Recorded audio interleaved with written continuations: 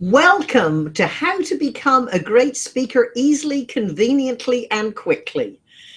Whether you are watching this as a replay or live, welcome and thank you for inviting us into not only your home or office or perhaps even a Starbucks.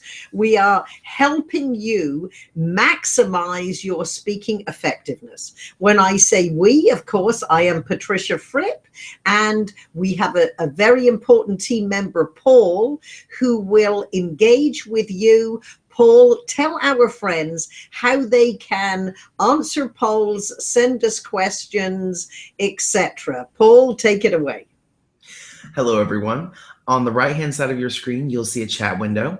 Within that window, you'll be able to ask your short, specific questions that will be answered live during the call. And remember to put those questions in as you think of them. You don't have to wait until the middle of the call or the end of the call, so we'll have plenty of time to answer them. In addition to the chat box, you'll also see a polling area that will pop up just below the chat box. From there, we'll ask you polling questions throughout the call as well. You'll click your answer, click vote, and it'll return you to the chat box automatically. As a matter of fact, we'll go ahead and start with our first poll. Do you consider yourself a leader, a sales professional, or a speaker consultant coach? We'll start that, and you'll have about 60 seconds to answer that poll, and just click your answer and then click vote. Naturally, the information that we present, we like to adapt to our target audience. We will also ask you if you consider yourself a beginner, intermediate, advanced speaker, and where you would like to focus based on your interest, the information that we present.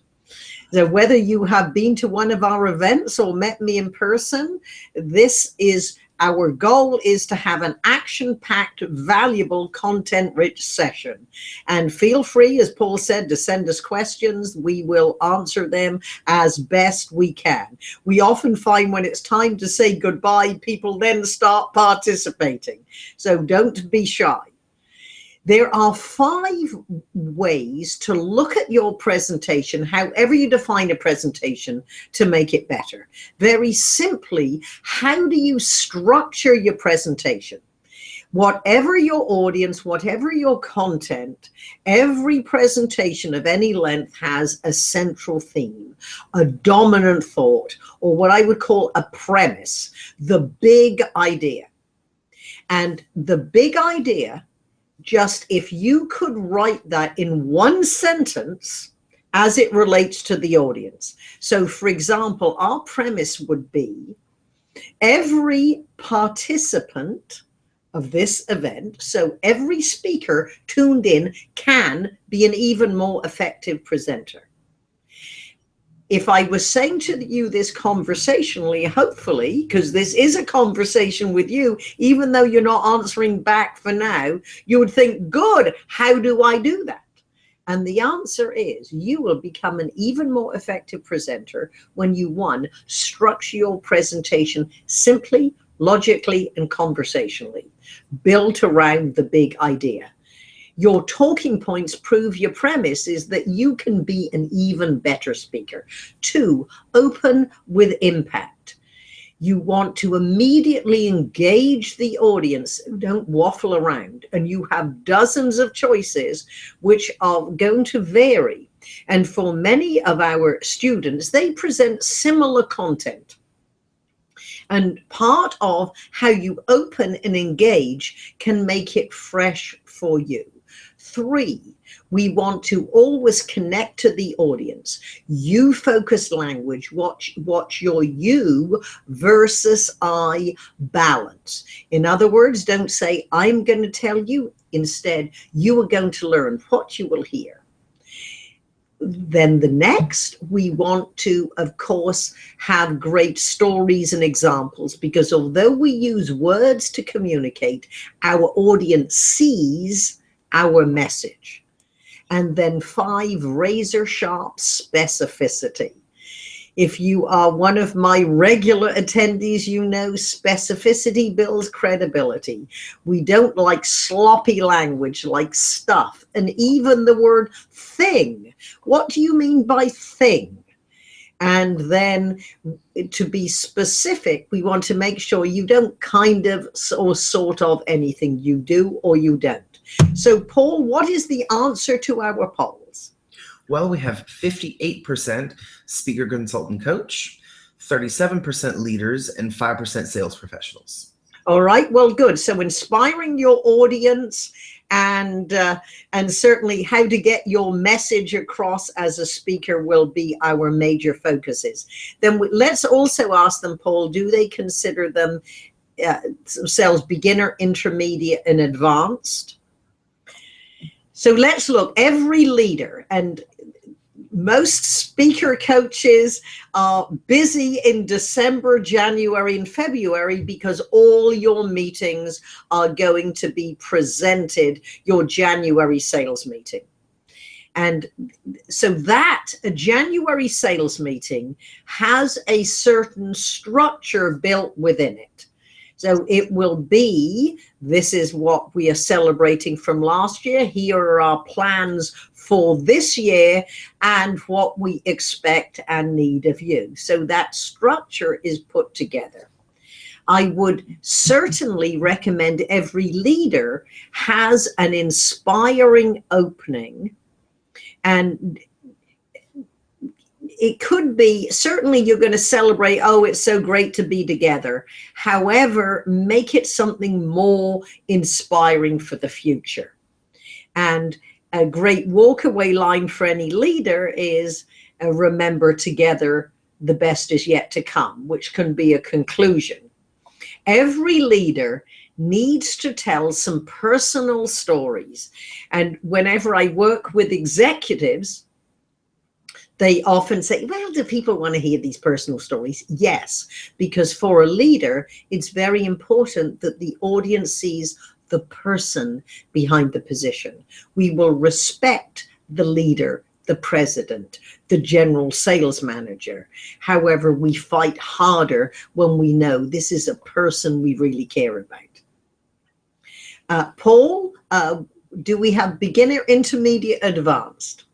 60% are intermediate, and then 20% equally between advanced and a beginner. So 20% for a beginner and 20% for advanced. All right, good. Well, we're all looking at how to get better. Obviously, for the more advanced speakers, you're looking for ways to take it from good to great to world class. Perfect.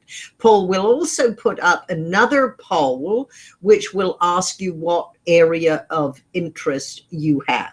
So let's start with the intermediate to advanced presenter. And if you consider yourself more novice, this advice is equally important to you, because the good news about being newer is that you're developing good habits from the beginning. Many advanced speakers, they're already good.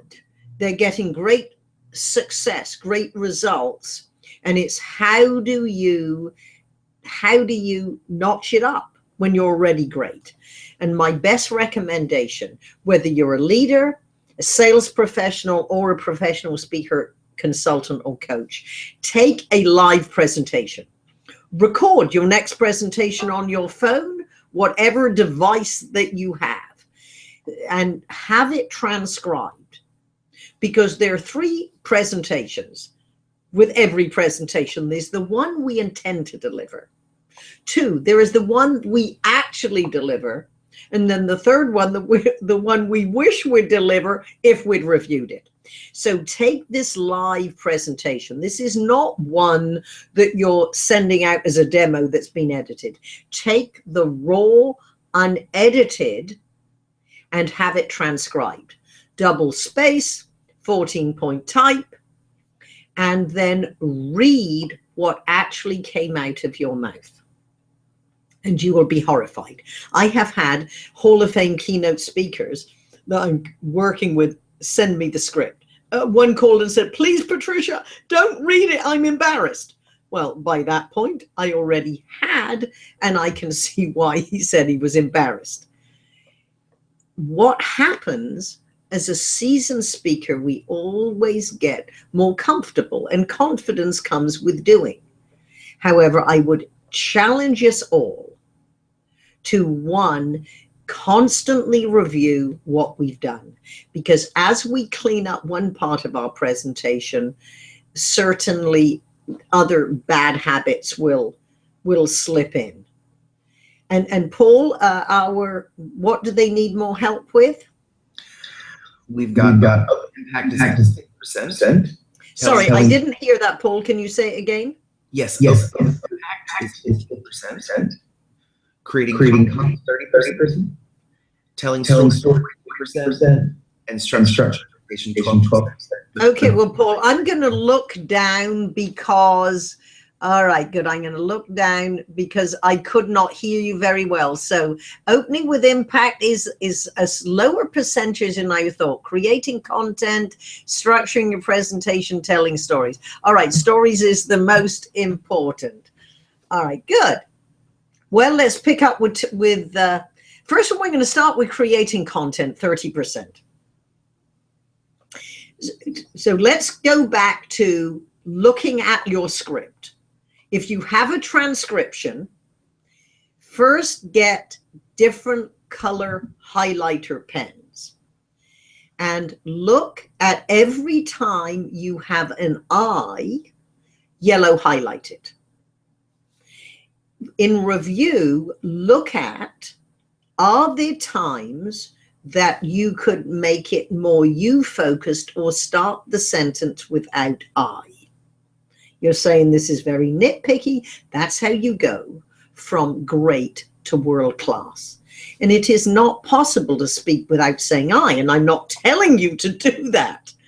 It's just look at, could it be more you focused or not start at the beginning?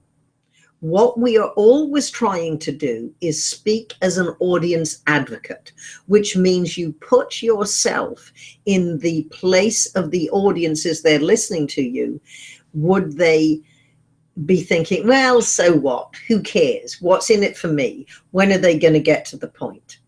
Every time I hear a speaker say what I want to talk about is I always think, I don't care what you want to talk about. I signed up, or I came to hear you to learn about sales. And I'm not the only one doing this. Our audience, and the younger our audience is, the more they have become stimulation junkies with short attention spans. So it's a matter of always looking at how can we engage them? How can we get our message across in a more dramatic, dynamic way? Then also get your highlighter, perhaps a pink one, and underline every time you say the word thing. And one of the most regular questions I ask my coaching clients, executives or celebrity speakers, specifically, what do you mean by thing? Adding the specificity. Certainly, the audience might understand what you mean in context, but it's a matter of being clearer, more precise. When your audience is multicultural, which certainly in Silicon Valley, many of our audiences, English is the second or third language. And although they are very well educated and understand English perfectly well, if we don't use specific language, if there's any interpretation going on, it's going to be lost. Would you rather hear a presentation on the 3 things that will make you a better speaker, or 3 tactics or strategies or suggestions or inside secrets to guarantee your presentation is more effective? So look at not only writing the copy, but making your presentation come alive. If you use the word stuff, which, if you know me, is the naughty word, stuff is debris, it is rubbish. And it's amazing how many experts frequently use that word. It diminishes your content, it diminishes your impact, and it has no value. And then how often people finish speaking, but they keep talking. So they'll make a statement and stuff. No, that means you have finished speaking. A period at the end is perfectly good. Find all your repetitive phrases, and we all have them. Underline them, highlight them another way. Anytime you find kind of, sort of, underline that, or highlight it another color. So you're looking at your script in color by Technicolor. Then take what you are very familiar with, make it more specific and tighter, and internalize it the new way. The next technique, if you're amazing, and this comes a lot from listening, as well as looking at your script, is to speak in verbal punctuation. If your content was in a script, which it is if you have it transcribed, where would the periods be? Where would the commas, semicolons, ... or exclamation mark? And that is how we change how we deliver it. So if there were a comma, you're going to pause less time than if it's a period or a new paragraph. If you have an exclamation mark or you underline it, you're going to deliver the content with more emphasis. Then, as you are reading through your script, look at the verbs, look at the adjectives or lack of them. So, for example, perhaps your seminar should be content-rich and action-packed and highly interactive session. So how can you add really good descriptive words? Let's look at your verbs. Let's just take the simple phrase, I walked into the boss's office. We use words, but the audience sees what we say. I walked into the boss's office. Okay. If you said, I sauntered into the boss's office. I staggered into the boss's office. I rushed into the boss's office. Now you see each verb, it still gets you in the boss's office. However, the picture changes and the way you deliver it changes. Think of the picture. Then how do you deliver that?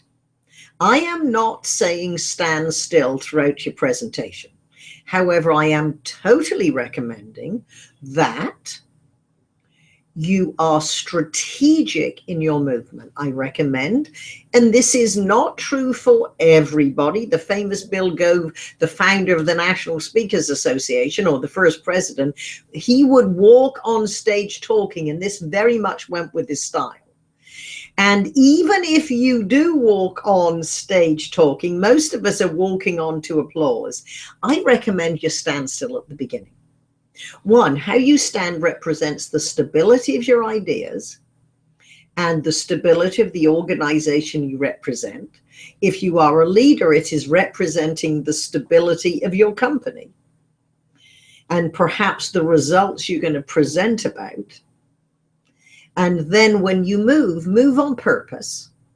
Make sure the audience knows you mean to move and still look at the audience. I found many leaders think that pacing makes them look dynamic, but they deliver their best lines to the wall. So in IMAG, always seeing the side of your face. No, you can move. Be strategic in your movement, move so it's obvious you're moving on purpose, but make sure you still look at the audience. Then when you get to your key points, stand still. That is as if you are underlining and putting the exclamation mark. So you might move, you stand still to deliver the punchline or the point of wisdom. You can also move on transition from one segment of content to the next.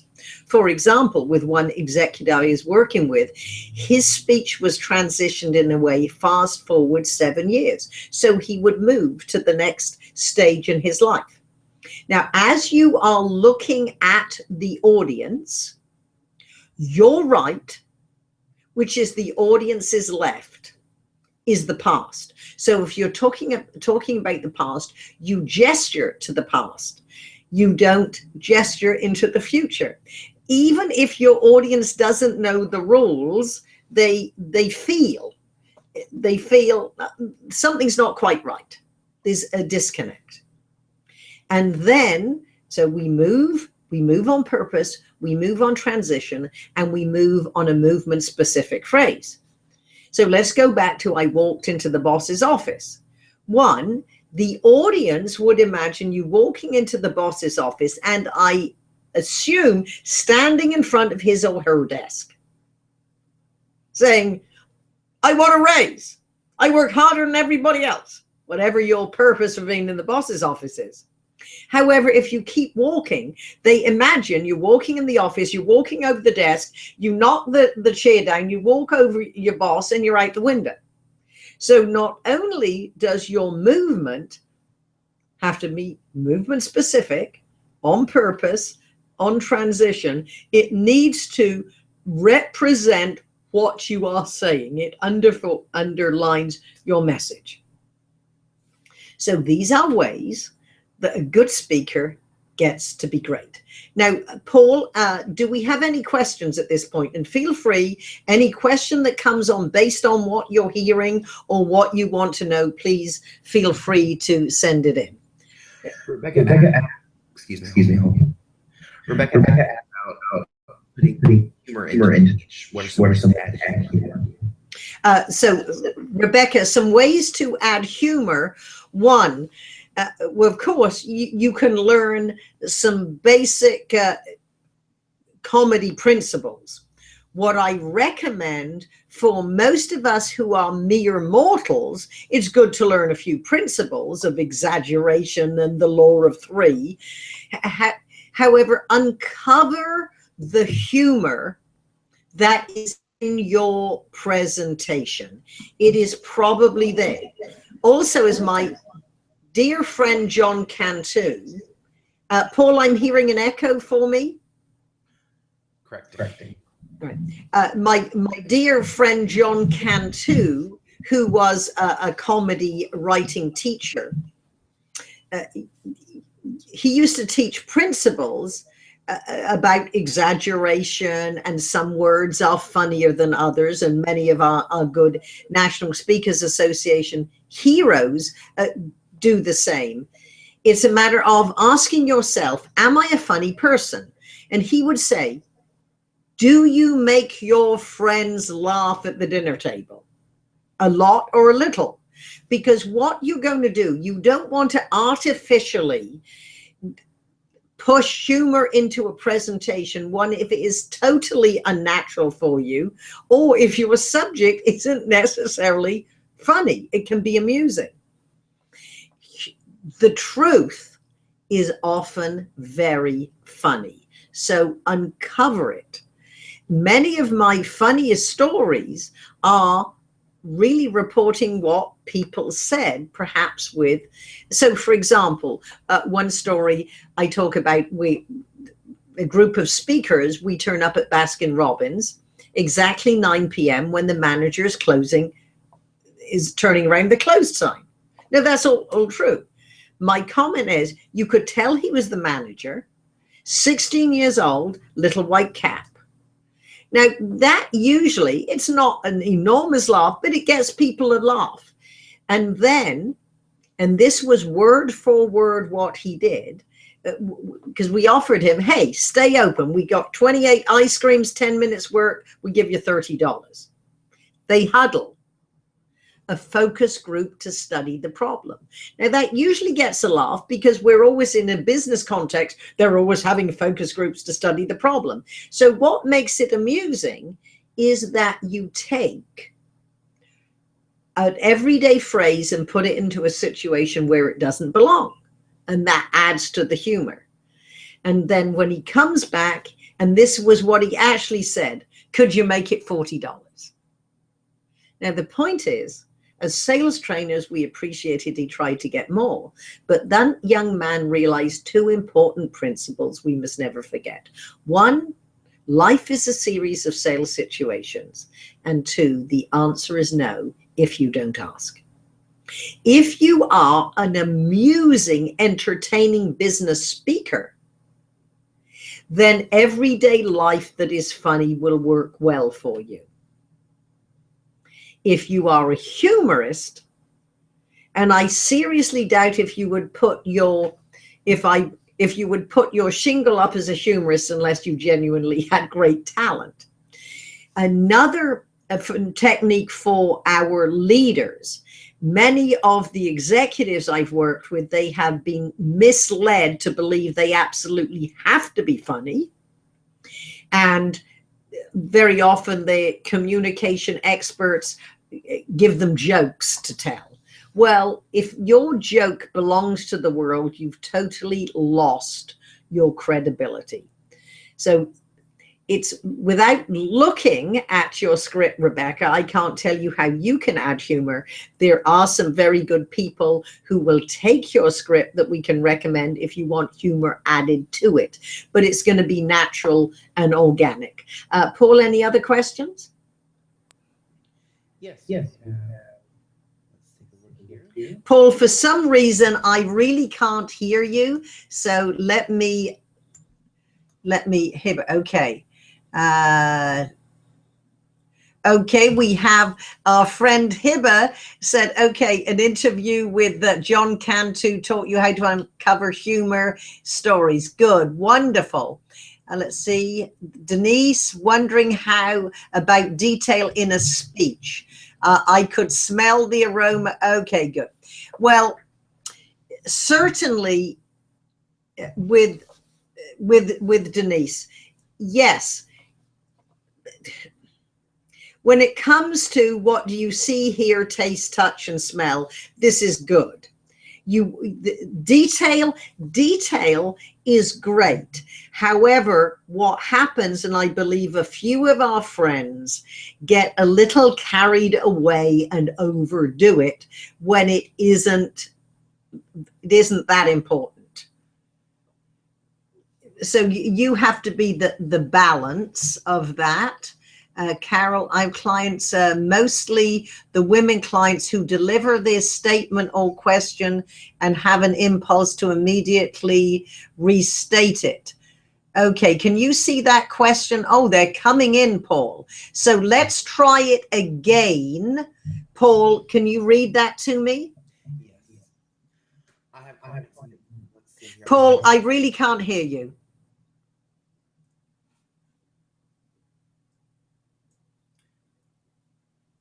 I'm adjusting a bit. All right.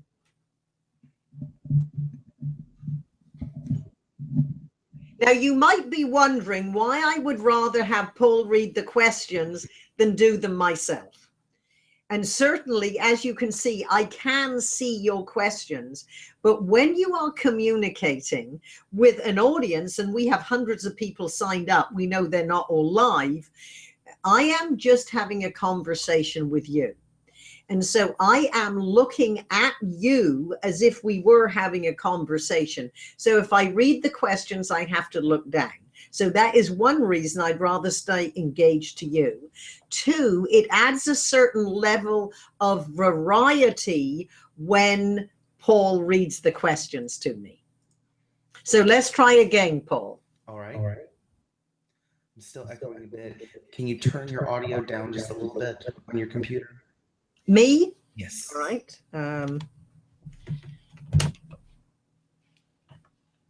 Let's see.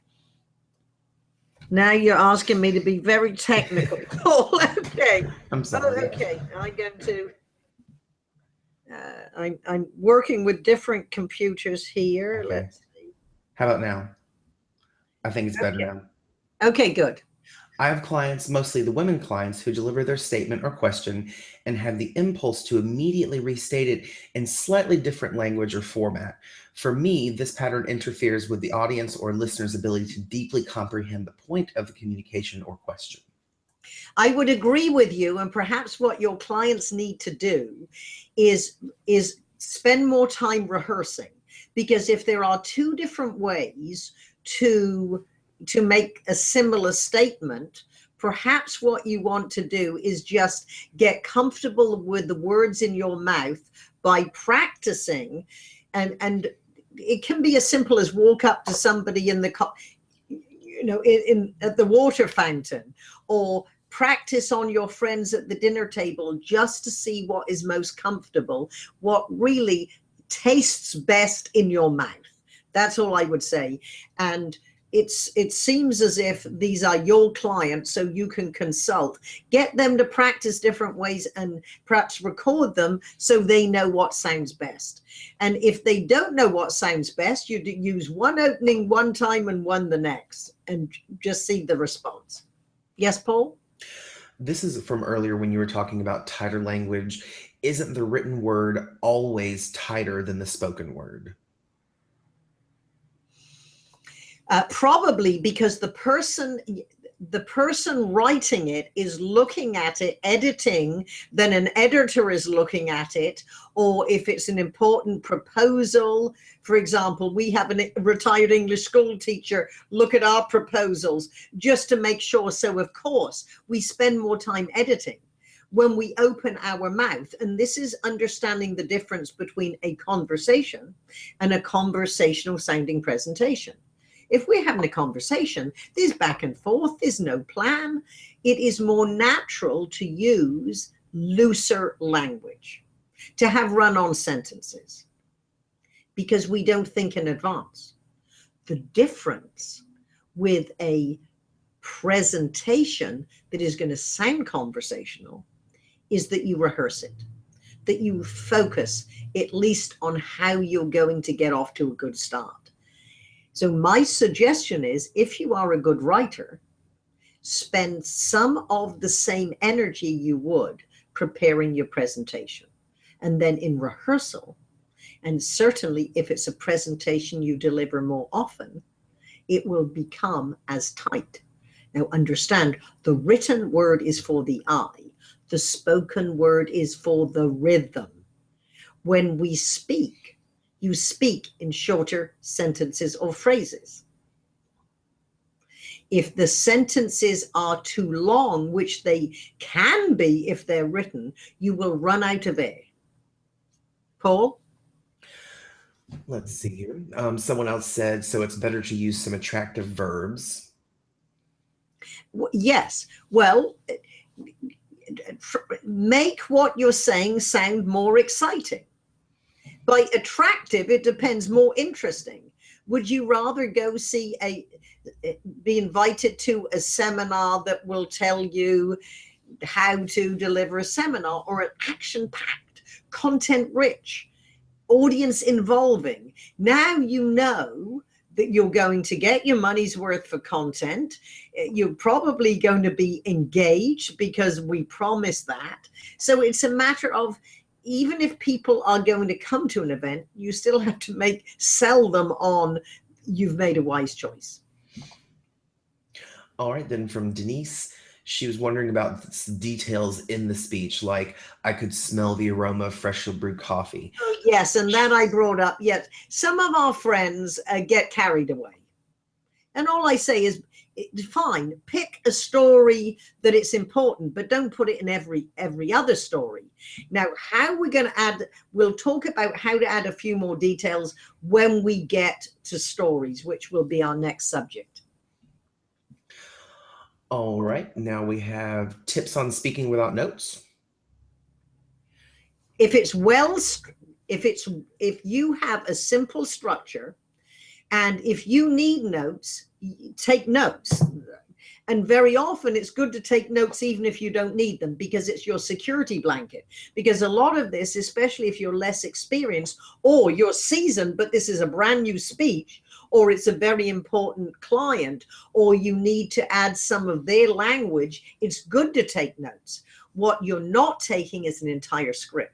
And what I recommend you do is you take your notes down the page. So it's very easy for you to just look down at the notes and they jump off the page. For example, last week I gave a speech for the Golden Gate Breakfast Club, which is a club I belong to.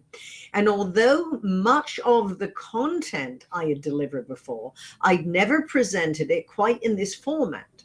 So I just had one word bullets or a transition phrase if I needed to keep me on track. And a couple of times I looked at the lectern. So it's okay to have notes, just not a heavy duty script.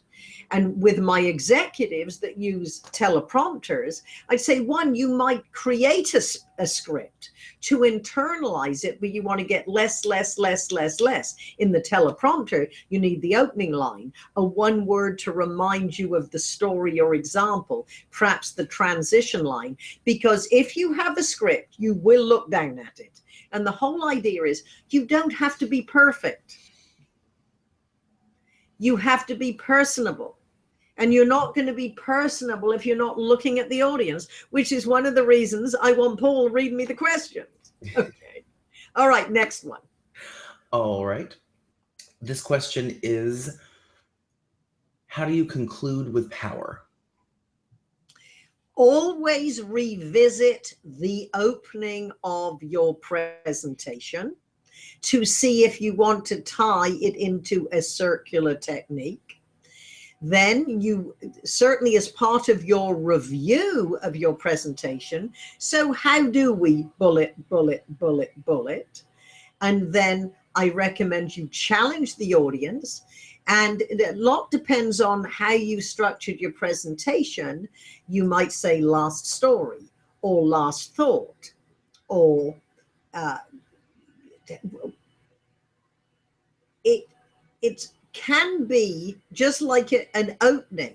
It can be as simple as, now that you know the 5 principles to improve your presentation, may I challenge you? What are you going to do with it? And then perhaps some pithy last words linger, like, I hope you'll remember me. However, much more important, remember what Fripp stands for. Frequently reinforce ideas that are productive and profitable. All right, Paul. Well, we are going to go on and discuss some of the techniques that will make stories even more impactful, because that's what people are very interested in. However, if there were a way that you could be a great speaker easily, conveniently, and quickly, perhaps you'd like to know about it. So, Paul, we will now show you a way that perhaps many of you, and certainly more and more of our friends, clients, fans are engaging, because the only way that you can really be a great speaker is build repetition and reinforcement into your life. Everyone says they want to be a great speaker. They're interested in being a great speaker. However, do they have a commitment on being a great speaker? So, Paul, let's look at Fripp virtual training. This is the way you could have Patricia Fripp as your personal speech coach 24/7 in digestible chunks as you need me. So, Paul, let's sign in and go to the training center and see what the virtual Fripp says about stories.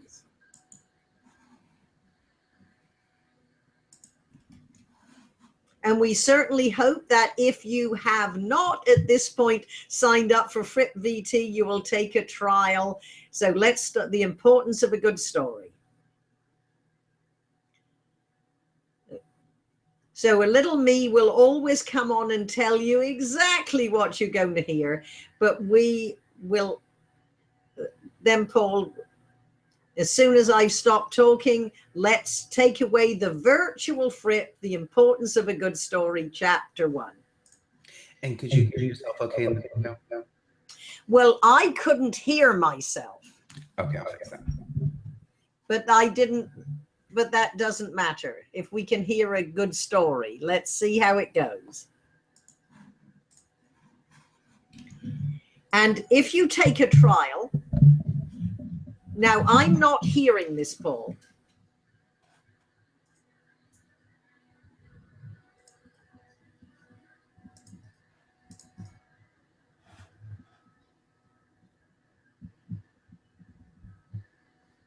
So, well, we are not hearing this, but that doesn't matter. So what you will do when you sign up for your free trial, you will see this chapter, which is on the importance of a good story.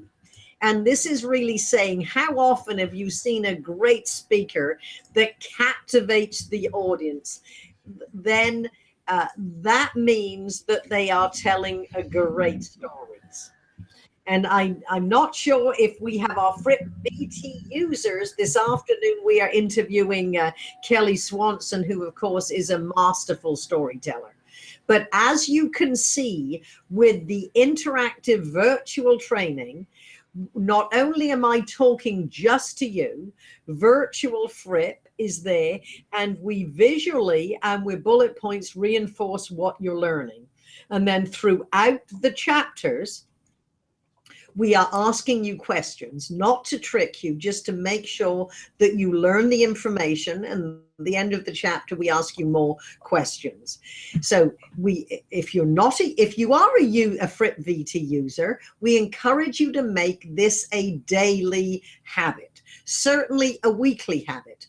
A chapter you can go through in 5 to 8 minutes, perhaps some of them are 10, but a lot of very short, because the whole idea of repetition and reinforcement, getting an idea, then seeing how you're incorporating it into your everyday life. So sign up. If you're not a Fripp VT member, go to Fripp VT and Paul will drive you there at the end of the call.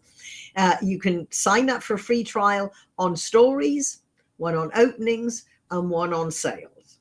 So you can see little virtual Fripp never runs out of energy. Okay, Paul. So if we can come back to the live me. There we are. So let's, certainly, Paul, I'll invite questions in a minute, but let's have a few comments about stories. I recommend to find content. You mine the treasure trove of your life, which is, of course, a chapter in Fripp Virtual Training. Have a timeline of your life and start with once upon a time and almost talk about yourself in the third person as a fairy story. Little girl was born in a small town in England. She had one brother, and her daddy sold houses for a living. You're just starting at the beginning and delivering a timeline. And this is a great way to get some of your pals together, preferably people who are either interested in supporting you or interested in speaking, and go through your timeline and just look for the high points and see what questions they ask you, and find where were the turning points in your life. Who were the people who influenced you most? If you are a success, you are a success because other people helps you get there. And we all have a certain modesty when talking about our accomplishments, or many of us do. So it's a matter of giving credit to the people who helped you. So your stories are really about them and the advice they gave you, which helped you to be a success. And the subtext is then obviously these same principles would work for you. But your best stories come from your life. If you're talking on leadership, make a list of every boss you ever had. From when you were at school having part-time jobs, who were they? What did they teach you? Good and bad. Even bad bosses can serve as a bad example. And a lot of the humor can come from everything I learned about leadership, I learned from bad bosses. And start from your own life. For example, I was a men's hairstylist, and some of my earlier speeches were everything I learned about business, I learned behind a hairstyling chair. So you look at what my bosses taught me, what my clients taught me, what I just learned by trial and error, going from a high achiever to trying to motivate people to get the results through their efforts rather than mine. So you can very simply see how there's a speech structure in there, and there are stories about other people and the lessons learned. So the stories are going to come from your life. Now imagine a movie. And as a hobby for many years, I've attended screenwriting courses. Not that I think I have the talent, the patience, or the interest in doing that. However, Hollywood knows how to tell a good story. And if we can use some of the principles from a Hollywood movie into our stories, we're going to have a head start. So in Hollywood, the opening scene is considered the flavor scene. So that means we know we're not going to walk out and say, ladies and gentlemen, what a pleasure to be here. And I was really excited when Fred asked me to come. No, that's waffle. The opening scene, where is that? And so every structure of a movie is a day in the life of your character. We are introduced to the person. We might call him the hero, even if his actions aren't heroic, but it's how you see the story through the eyes of that character. Day in the life, and then something happens. In a movie, that is an inciting incident, the point of which there is no turning back. And then as a result of that is, and the result of that is, and the result of that is. So, for example, earlier, we were working with one of our clients who works with the Wounded Warrior Project, talking about benefits. And one gentleman presented how he talks about one soldier and getting him benefits. And I suggested, and it was quite fine and adequate, but we didn't see the character. So you have to be a good story. You have to introduce your characters. We need to have to see their backstory. So it's great to give them a name, or if you can't use the actual name, make one up. If it's someone who would be recognized, you don't want the audience to know. And give us a backstory. Now, this could be as simple as, if you had met John in 2012, you would have seen a gung-ho. Now, explain, what would we have seen? Now, you see what you're doing? You're bringing the audience into your story. And then something happened. And then the story we heard this morning is he drank contaminated water. Now we need to know how he drank contaminated water, because he obviously didn't know it was, or he wouldn't have drunk it.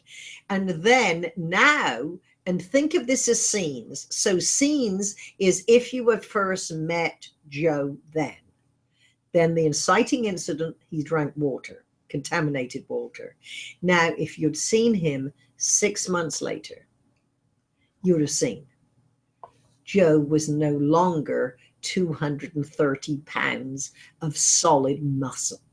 He was. So you can see the change.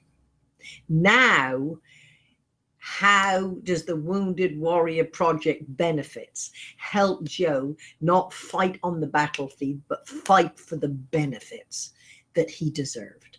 How do you go through the piles of paperwork and simplify it so we can get him what he deserves? So just add some details. It's good to let your audience know when this happened. Now, many people talk about stories from their childhood. Well, when I was a girl growing up in, well, but were you a 3-year-old girl or a 12-year-old girl? Because you understand the audience remembers what they see. So you need to get an age of the character. Then there's one other formula before I answer questions. And you might want to write this down. It's when, where, who, what happened. When, where, who, what happened. I was at a National Speakers Association chapter, and I was delivering mini coaching, which I often do. Someone would come up and just deliver their opening line, and I give them suggestions. This young woman walked up and said, My dad walked into a diner, looked at the waitress and thought, that's my wife, in 1946. And I said, I'm sure this is a wonderful story. However, why don't you start with in 1946? This is setting the tone. See, in 1946, now you do not have to be born in 1946 to know this is the end of World War II. You've heard stories, or you've read, or you've seen movies. You understand from history what America or England or what your community was like.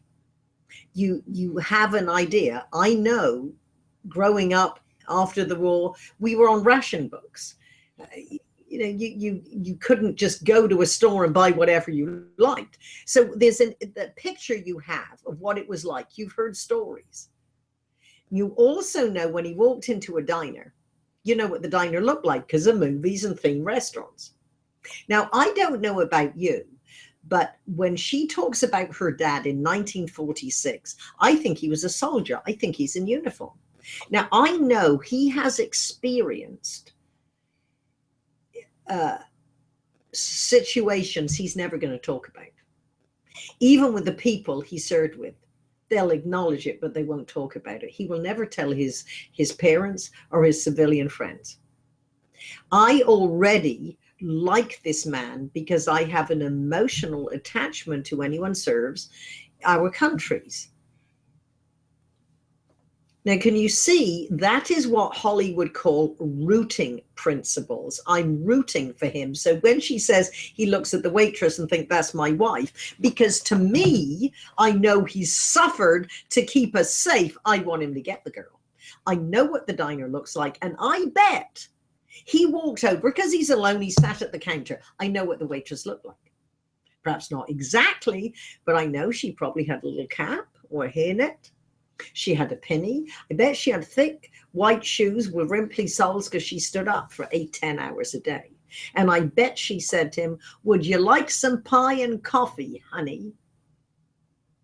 And he thought, that's my wife. So it's just a matter of putting when this was first and when, where, who, what happened. What happened is the impact phrase. This comes at the end.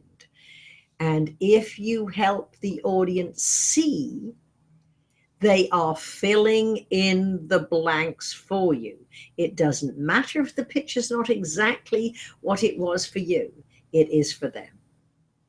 So hopefully that gives you a few ideas of how you can, when you incorporate these ideas, get to be a great speaker easily, conveniently, and quickly. Now, how do you do this? You understand very simply, you've got to have a presentation that has a big idea, and then your talking points, your points of wisdom, make your case. They prove your premise. You need to get off to a good start and close on a high. And at least one technique is to have a circular technique. Always revisit how you opened. You mine your life for the content, for the stories. Just live your life. Jeannie Robertson's superb, and I believe probably at least one of the 3 top humorists in the country, with Jeannie's journal. Every day she records what happens and then revisit to see, is there some new content here that I could take? The idea is consistency, whether it's rehearsal, educating yourself, or looking for content. Your stories always have to have characters. And we want to have the backstory. Present it in a way that we know when this was, where was it in the context, and what really drives a story forward then is to not report on the dialogue, but deliver the dialogue. So you see, he thought, that's my wife. He didn't sit down and look at the waitress and consider this was a woman he was interested in. No, he thought, that's my wife. So even thoughts are content. Now, if you are really committed to being a more powerful presenter, record your presentations, have them transcribed, and look at them from the nitpicky way. If you want a tool, a valuable tool, then certainly if you're a Fripp VT member, make sure you go in consistently. And then if you are not, we challenge you to go in and take a free trial and then join, of course, to have access to become a great leader, professional speaker, consultant, coach, or sales professional. One of the most popular courses with our corporate clients, of course, is sales presentations. So with that, Paul, we'll handle a couple of questions before we wave goodbye to our friends. Ravi would like to know how to clear stage fears.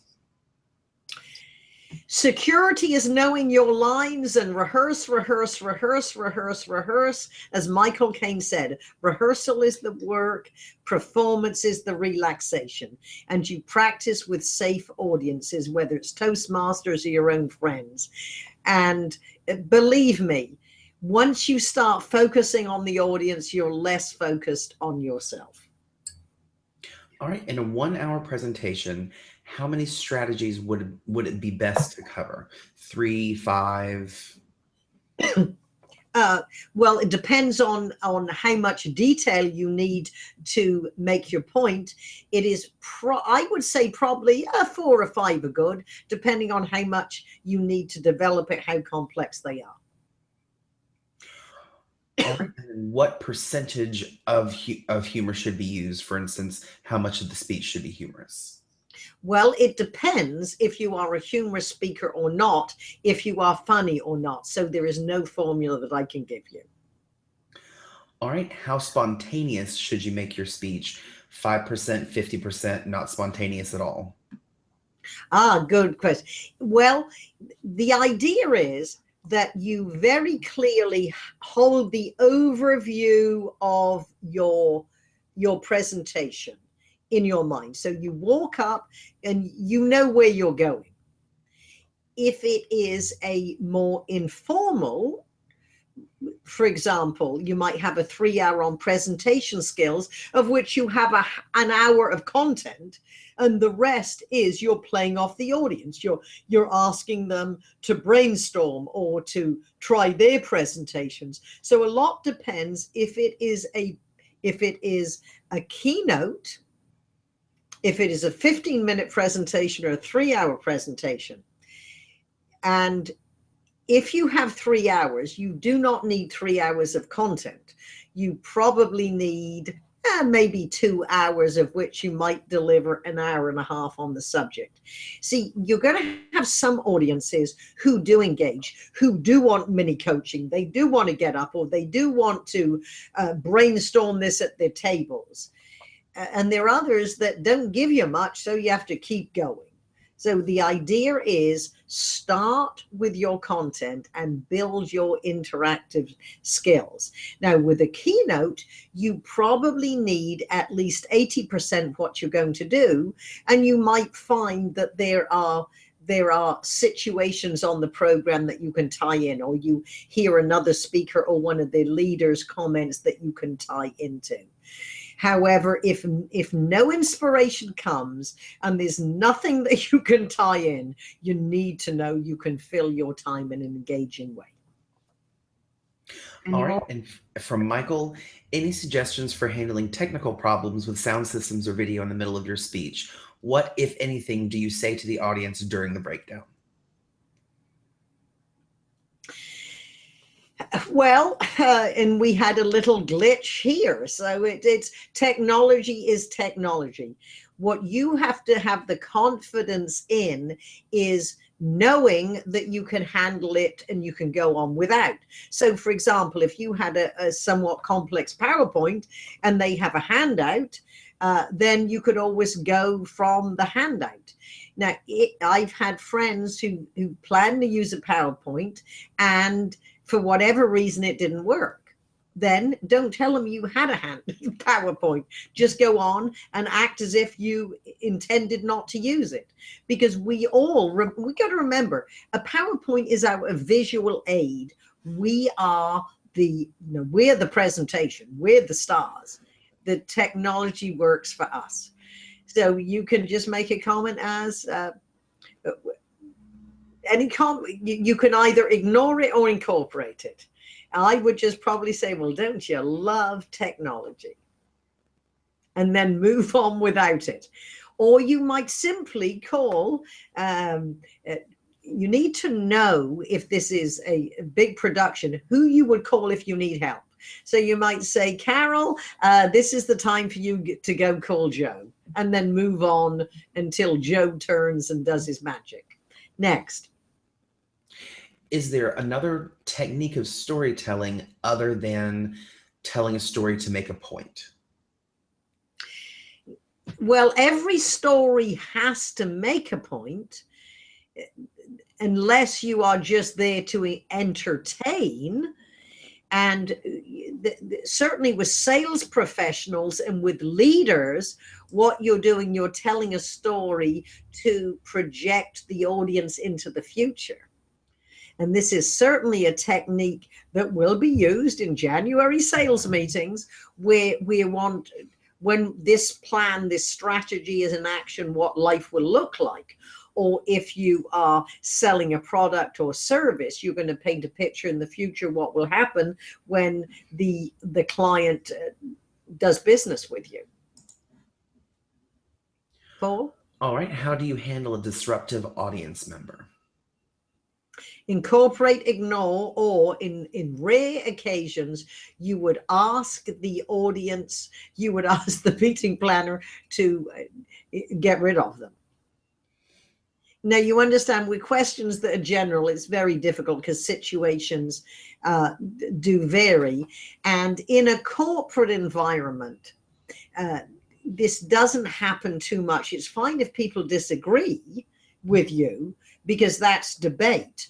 And if someone is disagreeing with what you've just said, I would embrace it. Now, this is where confidence is important. Confidence is important because it won't throw you as much. If they're drunk, remove them.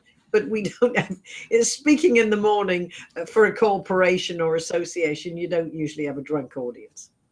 However, after dinner, which is why Patricia Fripp and many other speakers no longer speak after dinner. And that is all the questions that we have. Well, perfect. Well, friends and friends we have never met, thank you very much for participating in how to become a great speaker easily, conveniently, and quickly. We challenge you, and Paul, if you can put where people could immediately go over to Fripp VT if they would like to sign up and take a trial. This is the very best way that even the most advanced speaker or a brand new novice speaker can learn how to create and deliver a great presentation, sales presentation, leadership presentation, or webinar. Because let's face it, a lot of our presentations are now virtual. I hope you think that Fripp did okay. So with that, happy holiday season. And if you watch this replay in the middle of January, Happy New Year. Remember, all learning takes repetition and reinforcement. Fripp virtual training is your answer to become the speaker easily, conveniently, and quickly, the speaker that you were destined to be. Thank you.